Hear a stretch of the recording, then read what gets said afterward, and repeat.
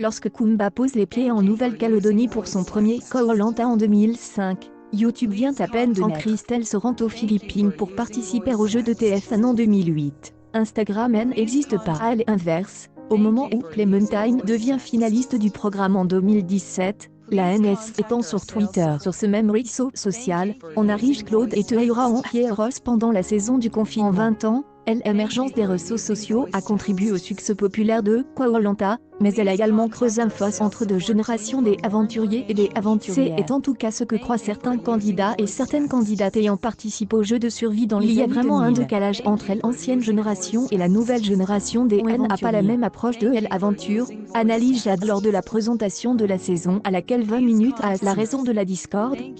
Le poids des réseaux sociaux. Ce qui a changé par rapport à avant, c'est la pression des réseaux sociaux. Tu sens que des gens sont portés par le public, tu as peur. Si tu fais un coup de maître, tu es peut-être plus dans la retenue. Avant, les gens y allaient et jouaient qu'aujourd'hui, tu fais toujours un peu attention parce que c'est tellement violent que tu n'es jamais préparé. Un constat auquel Clementine, cible du net lors de sa première participation à l'émission, consent en expliquant avoir dû tourner sa langue cette fois dans sa bouche avant de dire les choses. Selon Jade, les décisions sont complètement faussées à cause des réseaux sociaux qui font désormais partie de l'équation de l'aventure. Parmi les phrases que on pouvait entendre pendant les tractations sur le camp, la candidate rapporte des propos qui pourraient s'apparenter à des menaces. Attention à ce que tu fais contre moi, tu vas te faire lyncher après. Ou encore si tu essayes de m'éliminer, peut-être que ma communauté pourrait mal le prendre. Kumba, qui a participé au jeu à 3 reprises en 2005.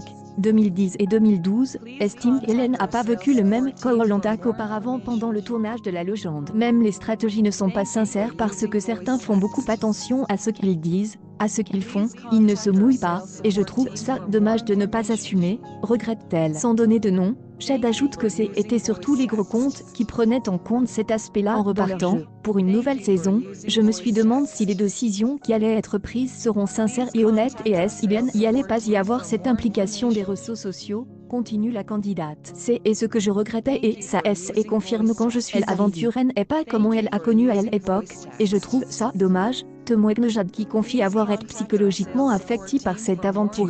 C'est sûr, il s'agissait de sa 3e et dernière participation au programme. Après les mots, outre la peur des représailles sur les réseaux sociaux si du mal est fait à l'un des chouchous du public, certains candidats et candidates estiment que des autres participent en partie à l'aventure pourraient s'afficher en prime time devant 6 millions de mois. Aujourd'hui, c'est de la télé-réalité par rapport à mes saisons en 2009 et 2012.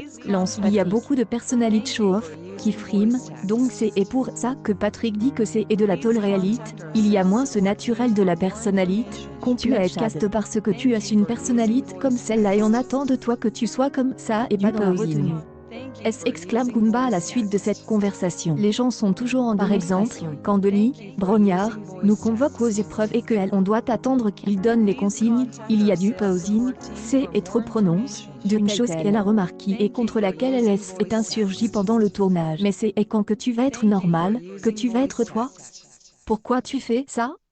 Aurait-elle de lorsqu'on lui rapporte ces paroles, Denis Brognard semble je pense que c'est vrai avant et après, ce n'est pas vrai pendant, estime-t-il. C'est tellement dur, c'est tellement compliqué que tu ne fais pas attention à ton apparence physique. Toutefois, l'animateur le reconnaît, certains candidats et candidates profitent de leur passage dans l'émission pour capitaliser sur leur image à travers les réseaux sociaux. Elle vit grâce à ça aujourd'hui. Elle ne s'en cache pas parce que c'est devenu une fois que tu restes suffisamment longtemps, tu peux essayer de faire fructifier. Mais pendant, je crois sincèrement qu'il n'y a pas une grande différence, continue Denis Brognard. Je n'ai jamais vu des gens se dire qu'ils devaient faire comme ci ou comme ça parce qu'il y a les réseaux sociaux, parce que ça donne une popularité plus grande ou différente en fonction du code de la production. On est également surpris par les révélations faites par les candidats et candidates. Je leur ai demandé s'ils avaient eu l'impression de vivre différemment cette saison des précédentes. Raconte Alexia Laroche-Joubert. On dit qu'ils étaient hyper naturels. La productrice explique que Koh-Lanta relève d'un état d'esprit différent des autres émissions de télé et quand même très loin de tout ce que on connaît dans les castings de télé-réalité où pour le coup, c'est leur métier, ils vivent de ça. Parmi tous les aventuriers et toutes les aventurières ayant déjà participé à l'émission, une quinzaine a dépassé les 200 000 abonnés sur Instagram et une seule, Gesta, qui ne fait pas partie de la légende, compte plus d'1 million de